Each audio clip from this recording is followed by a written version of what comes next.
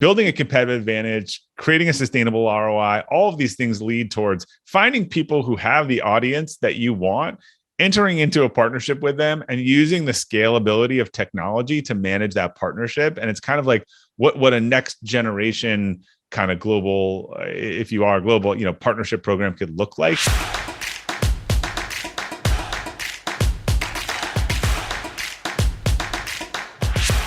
All right, everyone. Today, we're bringing my friend Bob Glazer back, also known as Robert Glazer, founder and board chairman of Acceleration Partners, global partnership marketing agency.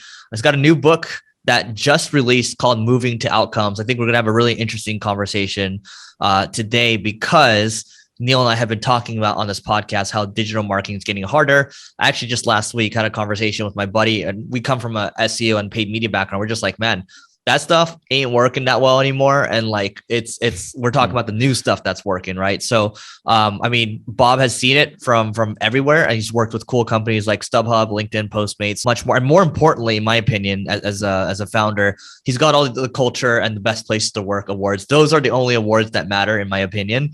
And best-selling author, serial entrepreneur, keynote speaker. Bob, welcome back. Thanks, Eric. Good to be here. Yeah, good to have you back. So why don't you, for those that haven't heard of you yet or didn't listen to the last episode, a little background on you, what your story is, and then we'll get rolling. I started a company called Acceleration Partners. I actually moved out of the CEO role last year into the founder and chairman role, and I'm working more on our global strategy and M&A. But we are the largest affiliate and partner marketing agency, independent partner marketing agency. We've been helping companies, pretty blue chip brands for years, build and expand partner and affiliate programs. And I'm sure we'll get into this, but that definition has become a lot more expansive. I wrote this book 5 years ago called Performance Partnerships, kind of talking about how the affiliate industry was misunderstood and how it was changing. I think a lot of that has come true.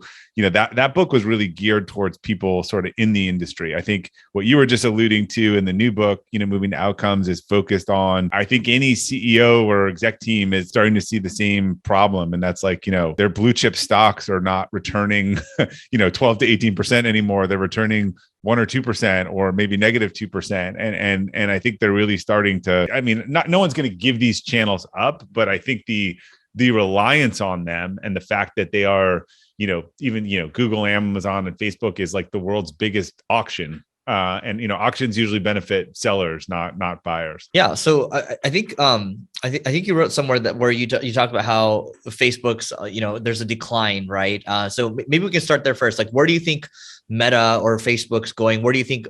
I guess for all these auction-based systems, where do you see them going? And we'll just start there. Yeah, I think it's a reality. I'm sure you've heard of your clients. I think, Facebook average, if you've seen like average ad price in the last year, data's from like up 50 to 100, 50 to 70 or 100% or somewhere in that range. I don't think their advertisers' profits are up that much. I think some of that is because they have less inventory because some of the privacy, controls and restrictions and it's a little bit like education or housing or otherwise, where people say, oh, it's always a good investment. But at some point, there's a price where the ROI just isn't there. And I think for a lot of brands, particularly brands who've built their business on paid social and stuff over the last couple of years, I've heard the CEOs be like, look, it just wouldn't even work today. They're just having a hard time getting the ROI they need. So, I don't know what their strategy is. I do think that, I always love the John Wanamaker quote from 100 and something years ago, 50% of my marketing works and 50% doesn't. I just don't know which it is. My contention is with all of the digital and performance and data and everything that we have today and all the direct to consumer brands who are trying to get people to buy their stuff from them directly, why are we still paying so much for clicks and impressions when we could be paying for sales and leads and metrics that are actually more relevant to a customer that's looking to sell directly?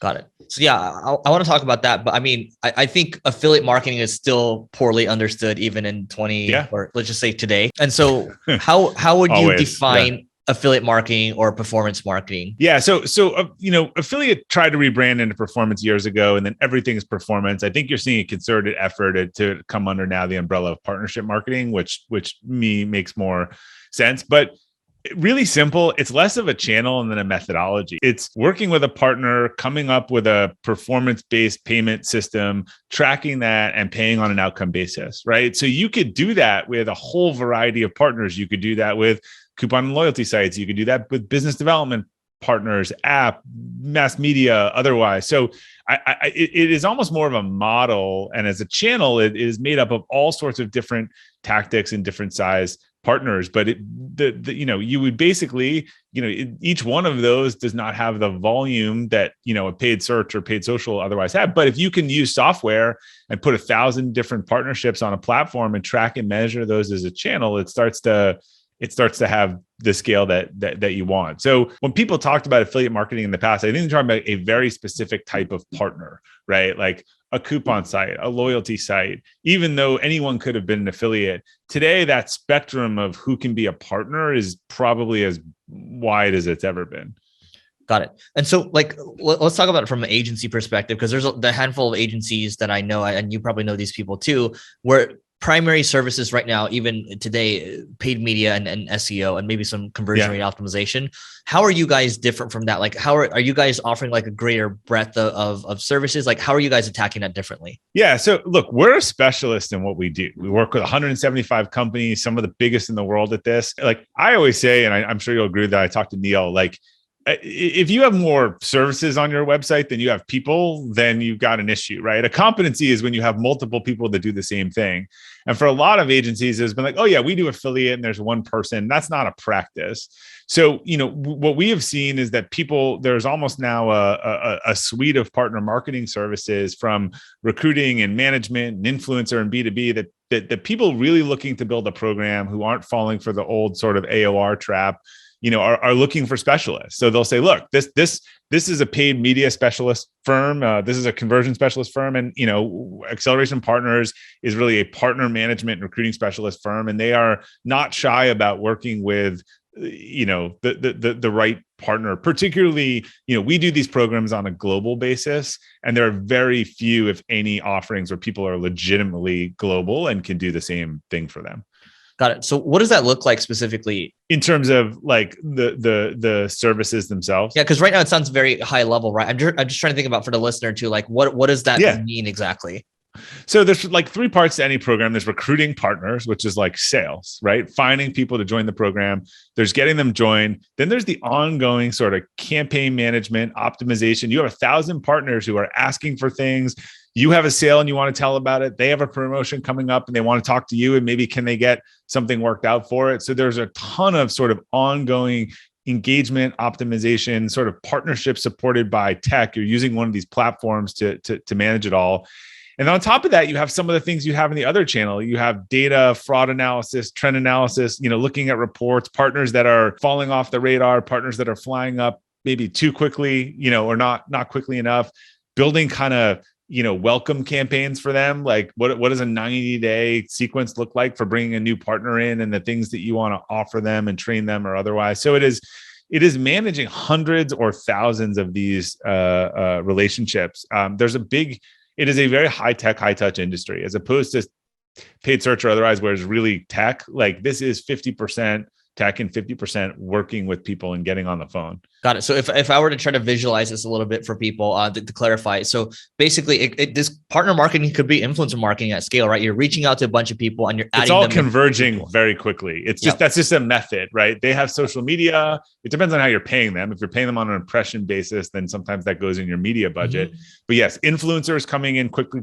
And this whole B2B segment, where now that people have these, affiliate networks, or increasingly these SaaS platforms that do all the contracting and commissioning, they're saying, look, let's not go through the whole BD team. Like we've got a whole workflow and stream here. Like if you have a Confirm page and you want to add you're a travel company and you want to add our ticketing offer after that, we'll sign you up in our partner management system, push you an offer and a rate, and like you can go. Like we don't need to go through business development for 5 or 6 months. Got it. Love it. Yeah. So I do want to talk about the book. So Moving to Outcomes. What is that all about? What's kind of the gist? Yeah. So it in some ways it's a little bit the sequel to Performance Partnerships, around sort of what has changed, right? In terms of in the marketplace, that is, the paid media stuff, really the prices, everything in an auction getting to the point of our ROI, far more D2C companies, far more privacy restrictions, which in some cases is just wiping out entire business models that are based on, third-party cookies and PII. And so it's just reorienting everyone around. And we saw this during COVID, how, from building a competitive advantage, creating a sustainable ROI, all of these things lead towards finding people who have the audience that you want, entering into a partnership with them, and using the scalability of technology to manage that partnership. And it's kind of like what a next generation kind of global, if you are global, partnership program could look like, and the types of people you can bring into that, and why that is sustainable. You can't, similar to SEO, where if I just came in with $2 million and you've been working with an SEO client for 2 years, and I said, Eric, like, replicate, get me to where they are, you'd be like, I can't do that overnight. I mean, in paid search, I could just pour the 2 million in and bid on everything that they're looking for and just overwhelm them. Partners, the same thing. If you develop these relationships, you develop these working styles, you figure out the right rates, you can't just come in and dump a lot of money on that. So it gets you outside of the whole auction apparatus, which I think today it's really hard. I mean, you can just download everything everyone else is doing in the auction world and just bid a penny more. So it's not, for some companies, it's really hard to maintain a cohort or an audience or something before it gets burned through in days or weeks. Got it. So I'm looking at the book on Amazon right now. So what are you trying to solve here, I guess, for the reader? Is it how they can build a partnerships program from scratch? Yeah, it's sort of a two-part. It's having a look at their marketing portfolio and really think about, like, how long do they want to stay in the game of putting all their apples in the basket of increasingly diminished returns, and that there are some real fundamental shifts in the marketing that are causing that trend and probably aren't changing anytime soon. So how can they diversify that, and what are the different types of options, partners, training, building a team? Like, what does it look like to build a partnership, digital partnership capacity within their organization? Got it. And so this book's already top number one on sales and marketing very quick. So congrats on that. You've done books you've done a handful of books already, right? Yeah. It's a labor of love, obviously.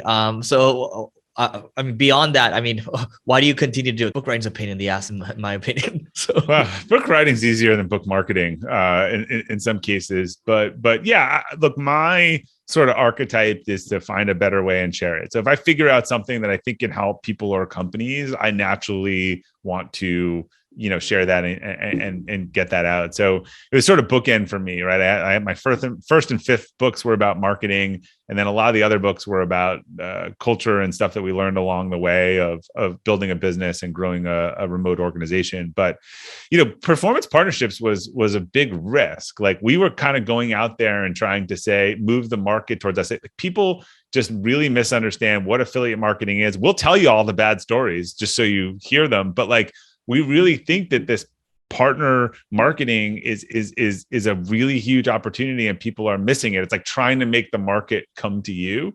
But we saw a lot of titles popping up of performance partnerships, directors of performance partnerships. Like, I think we were able to sort of open people's awareness. Look, what's really interesting is, like, during COVID, like, this channel exploded. Like, as soon as everyone's budgets are cut, the first thing they do is they stop everything that's disconnected the most from results. And they would say, look, I'm not going to cut this off. Like, if you can continue to get $1 in sale, I'll pay you 10% if it's good revenue. I just think it's interesting that people come back to it when times are tough. And then when times are good, they get caught up in all the, like, what's new, and they tend to forget about it. But in April, May last year, we were on CEOs' radars for the first time in our companies. It was the only channel open, and they were like, interesting, we can liquidate with this. Like, there's some really interesting stuff that we can do with this. Got it. I mean, I'm looking at Facebook stock right now, about a 16 PE ratio, so still fairly low for a tech company. Maybe we'll come back to that. But I guess, for going back to your book for a second, so how can a company easily get started with performance partnerships? Obviously, if they've got some money, maybe they can go to your company. But what's a practical way for people to get started? Yeah, look, I think if you really want to do this, you need to find someone who knows what they're doing. One of the things we talk about in the book is, there's not an obvious place for talent in this industry. Like, you could say, oh, Google certified or Facebook certified. So you have a little more demand than talent. And oftentimes we are finding that someone is coming in and running the channel for the first time with no experience. I've never found that to be like a great thing of success. Like if you had a client, Eric, and they were like, hey, I want you to meet Sally. Sally's running our $10 million paid search and she's never done paid search before. You'd be like, what the hell? Like, but this goes on like literally every day in affiliate because there's just not, people don't know where to find people. It's not as clean. There's not a certification. So I think it's figuring out someone who knows what they're doing, whether that's an agency, hiring someone with an experience, finding someone who actually, think about the platforms you might want to work with and what experience do they have.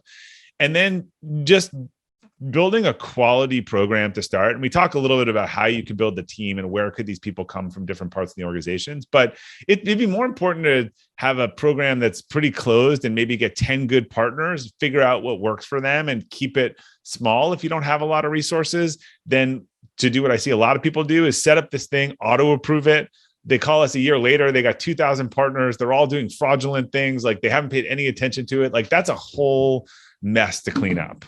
So I would focus on doing things that I like the advice that initially you should always do things that don't scale until you get to quality and then think about how they should scale. Got it. And so it sounds like, you guys are really handling a lot of the getting the partnerships going, a lot of the back office stuff. You guys know what you're doing clearly. And so if someone wanted to work with you, like how would that be structured typically? Because I remember last time we spoke on it, it's not like you're taking I think it's like a standard type of retainer, right? Yeah. Most people in our industry, because it's all measurable, have some sort of fixed plus performance component. And the performance component could be stretch goals, certain goals. It could be an efficiency goal. I think what's different than the old school sort of just flat performance fee model is that there's some flexibility to decide what that looks like. But given that it's all measurable and the goal is to grow the channel, I find most people in our space do a hybrid model of charging. Got it. Yeah. So it's like a retainer and then like, maybe it's like a percentage of each sale or something like that. Percentage of the revenue of the channel or leads or otherwise. Yeah. Like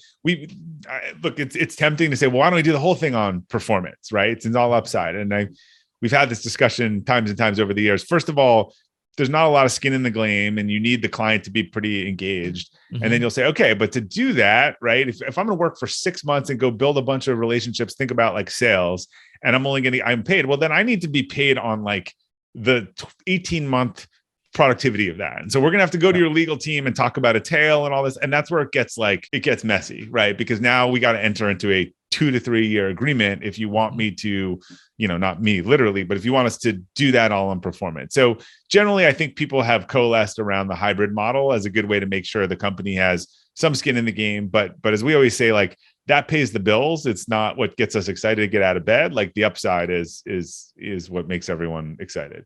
Yeah, that's the way. You and I know like these other agencies where they go purely on performance, like, and it's crazy, but it's also risky. Purely on performance. I just would worry. Like I've never seen a top tier agency do pure performance without a long-term deal. Or, we see people, 0 months for free and it's like, they're going to get paid somehow. Like, so you're just, there's a hidden cost in there that you're not finding something. We have competitors that offer people free, like no reputable agency should be offering things for free. Like I said, my dad or someone once said, it's, anytime something's free, it's just a matter of who's paying. Yeah, no, there's always someone paying for sure. I agree with you. And so, we've talked about this last time, but I just want to emphasize it again, because I think what's really impressive with Acceleration Partners is just the sheer amount of company awards that you guys have won from a cultural standpoint. And those are like, you actually need people from your team to actually like, no bullshit. Yeah. Like, this is what I really think. Right. So can you talk about why that's been such an emphasis and what that's really done for you guys as an organization? Yeah. What's interesting is we are a lot of people that enjoy working with high growth companies, right? But a lot of high growth companies are pretty messy, often toxic cultures and otherwise. And I think we wanted to be, a company that worked with those sort of businesses, but ran our business a different way. And so we've, invested a lot in developing people, and they might not stay here forever, but they go in-house. They do a great job. They become part of our, alumni. And we just felt like we wanted to grow by growing our people, not by burning through people in the typical kind of agency structure. And, 80, I think 90% of our senior managers have grown up through the business and stayed with us. I think like everyone, the last couple of years have been a challenge with, elevated rates, but we're seeing the flip side of that too. We've hired over 100 people in the last 12 months, and they are coming from cultures that are bad and bosses that are toxic, and love that they come in and there's 3 weeks of training, and they all comment like, we've never had training like this before. I'm like, well, if it seems like we should train you on something if we're going to throw you into blue chip clients and have you work on it. So, the bar is low in the agency world. We are a de facto agency, but we've never sort of wanted to put ourselves in that bucket. We've been fully remote for over 10 years. So, a lot of things we're just, we try to build an environment that is about accountability and flexibility. If you are accountable, if you get results, then there's a high degree of flexibility. I want to talk about that for a second. You talk about being remote for 10 years. And so what do you guys do? Because GitLab, I think they have really good documentation.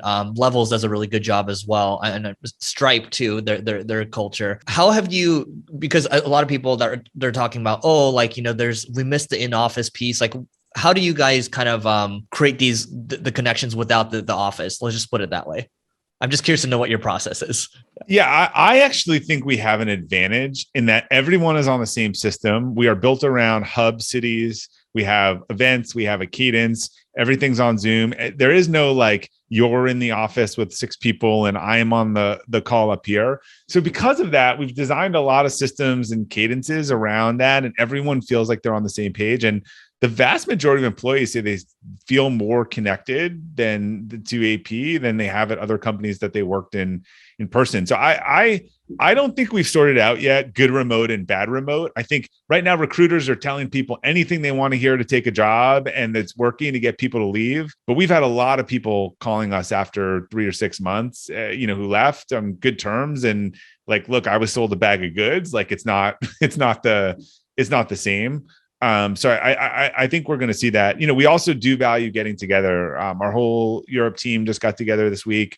We are all in May going to our AP Summit at a camp this year, the entire company for 4 or 5 days. So, we've thought about what are the touch points and the human connection that you need kind of regularly to feel connected. But when you're doing a lot of client work in small teams, you don't need to be in an office every day and be in that 2-hour commute, or if you live in LA like you did, that's a one way in some cases.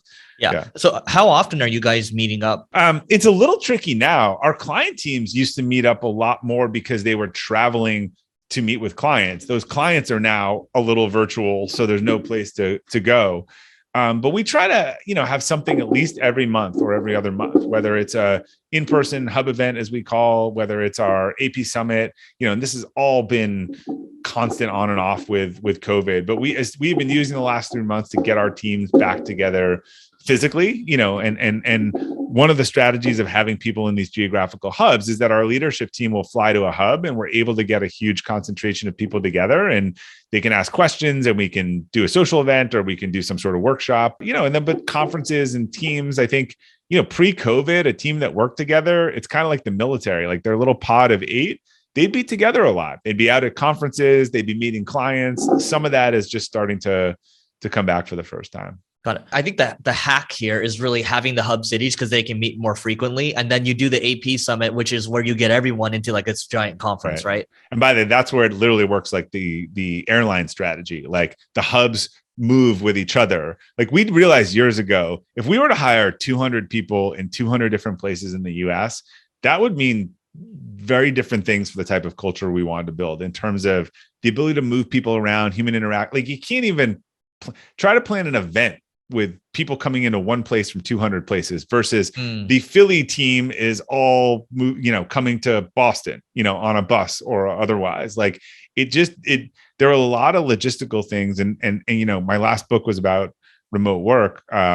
Frankly, there's also a legality thing around a lot of companies telling people they can work anywhere and all this stuff. They are making a legal and administrative mess that they might have to deal with later. Yeah. And by the way, when it comes up, due diligence. Yeah. Oh yeah. Yeah. When you're going to take an investment or sell your company, it comes up because there's not a real police on this unless you get caught doing something egregious. But when you find out that you haven't paid taxes in the right 6 states or had the right register, like then people go to you, you got to go fix all of this or pay for all of this if you want to do this deal or indemnify us. None of those are attractive options. Yeah. So where are your hubs? I mean, you got Boston. I heard Philly as well. We have about Boston, Philly, Denver, Chicago, London, and then we have an LA-ish one. I think now we have like a Austin one too. Got it. Usually that's when we get above 10 people. Got it. Yeah, by the way, Bob's book on Elevate. So I actually made a handful of people from my team read that book. It's Elevate: How to Thrive in a Virtual Workplace. So that's great. I mean, he's got the Friday Forward newsletter that we talked about in the last episode. Moving Outcomes, new one, performance partnerships. Bob, just a couple more questions from my side. I mean, now you're a chairman, you're focused on M&A. So what's the move for you long-term, next 5 years? Is it scoop up a bunch of companies and then sell it to a larger one, or just keep it going and then just holdco model, you go buy other stuff, invest in other stuff? Like, what's the play here? Yeah, we partnered with Mountain Gate Capital, which has a phenomenal track record. They work with Bounteous and Tenuity and a lot of other sort of marketing agencies. And so it's really a customer driven approach. Like, we took a look, we did some market research. What are our customers going to want? What are the products and services they want to have? What should we be building? What should we be buying? And we're executing on that strategy. And, it's typically a 5-year period. We might have a new investment partner. That's what Tenuity did, or otherwise they're sort of the next stage. But, we'll all have to look at that and decide what the right options are. But we've got our heads down right now, trying to, what is our product and service and scope set look like in 2024, 25, but it's very client driven, right? We're not looking for scale. We're looking for what are people going to want and where do they want it and where can we help them? You don't have any originally you didn't have any partners, right? With AP? No, Okay. I bootstrapped it. Yeah. So how does it feel now? Okay. So that thought had to have crossed your mind. You're like, well, I've been running the show the whole time, taking on investors. Like, how does it feel now? Like, I just want to see if does the stigma live up to it? Like, do you feel like you're reporting the bosses now, or do you still feel a lot of freedom? I feel like we won the jackpot with our partners. But by the way, I'll say I am surprised continuing when people hire in our industry and otherwise, how no one does due diligence. Like, I did a ton of due diligence on investors. I probably talked to 20 referrals, people that worked with them. It's like a marriage. You want to understand who you're marrying. So I feel like we got exactly as advertised. Our partners are not operators. They've been able to help us in a lot of areas around finance and technology and processes and scaling that, frankly, most of us haven't done before. At the size. So they've been really helpful, sort of as advertised. Again, I don't think you can make a holistic statement around that. I see, some people, they go for the highest bidder. We specifically went out and said, here's what we want to do. Here's our culture. Like, who wants to work with us because of this, not who's going to change it or otherwise. So, I've heard great stories. I have heard bad stories, but I've also, there's a quote, you can't do a bad deal with a good partner, or the right deal with the wrong partner, or the wrong deal with the right partner. So I think if you're going to go that route, you need to choose the partner very carefully. Got it. I want to squeeze this question in as well. Wage inflation. What are your thoughts? Because you just heard like recruiters have been poaching people like crazy. So yeah, it's real. I would say that in talking to other execs in agency digital marketing, and it's probably 15 to 20% in the last year that it's gone up. So look, these things tend to, the cure for high prices is high prices. I think Warren Buffett once said. So I think everyone's dealing with this. They're dealing with their people getting called every day and someone offering them more money. And now that geography is off the table, Silicon Valley company can call someone in rural Virginia and offer them that. I think that, when you get a lot of those calls, eventually, it starts to affect your psyche and decision making. But and every business has their own economics. Like, we're open book. We're pretty honest with our employees. Like, we couldn't, 90% of our costs are people, right? So we haven't raised prices 20% on our clients. To just move 20% or whatever, it just wouldn't work. So I think, like everyone, we're focusing on our entire value proposition. We're trying to, take care of people, move people to market. But yeah, it is. The demand for digital marketing talent is through the roof. With that said, I will tell you that when someone takes that, we've seen too, they take that, whatever more they're offered, and they go to work and they are miserable, they will tell you that it's not worth it. So there is some balance to that, but it is for sure a super competitive market right now. And I think when a side has, when a company has too much power, it goes to their head. Like, I think when employees can have too much power, it often goes to their head too. And I there's some balance that I think would be good for everyone. The pendulum has swung really fast. And I think it's, I like I said, it's an interesting thing. We are so certainly our turnover is higher, but we are having no problem getting people to come in, and they're coming in super excited. And again, in our industry, if a lot of times we are training people and then they are moving up and going in-house, it's kind of the McKinsey model. Like, it's not a bad thing for us long-term to have a lot of, AP alumni, leading these efforts at different organizations. Yeah, you just gave me an idea. I think there's an argument for the head of people to go back and repoach the regrettable loss to see how they're feeling after 6 to 12 months. You should check in with everyone. We've done it after 6 to 12 months. And we heard from some employees who weren't happy that other people were too shy or embarrassed to reach out. So yeah, our head of people did reach out to everyone, just said, I'm just checking in. Like, the door is open. Let us know. I mean, I was surprised how many people felt like, who hadn't burned a bridge, but they just had some guilt or some stigma about wanting to reach back out. Yeah. Got it. Final 2 questions from my side. So being that this is a marketing podcast, everyone loves tools. So what's your favorite performance marketing tool? 1 or 2 of them. Performance marketing tool. I get a lot of data off LinkedIn. Just watching who's doing what, campaigns they're talking about, new clients, competitive intelligence. Like, I think it's one of the few things I use daily. And actually the insights tool in LinkedIn is pretty helpful too. If you can see whether companies are growing or shrinking or which roles they're hiring for. So I'm not in the marketing weeds anymore. So for me, that helps me understand dynamics that are going on at potential clients or competitors or partners or otherwise. Cool. And Bob, what would be your favorite book? Not one of yours, favorite book in the last 24 months or so, most impactful one? It was a little before that, but I'm fascinated with cognitive dissonance. I think it's just it's an overpowering phenomenon that causes a lot of us to make really bad decisions. And there's a book called Mistakes Were Made, but Not by Me. And it's sort of the definitive book on cognitive dissonance. I've gifted that a lot to people and I send it to them. And I there's nothing that I see more regularly than that phenomenon sort of in personal and professional life. Is that audio bookable or should I just physical book it? I think it is. It's by Carol. I'm forgetting her last name now, but it's just got some great examples about why we repeat our mistakes to sort of try to protect ourselves from ourselves. Okay. All right. Should I get the audiobook version or the physical? What do you think?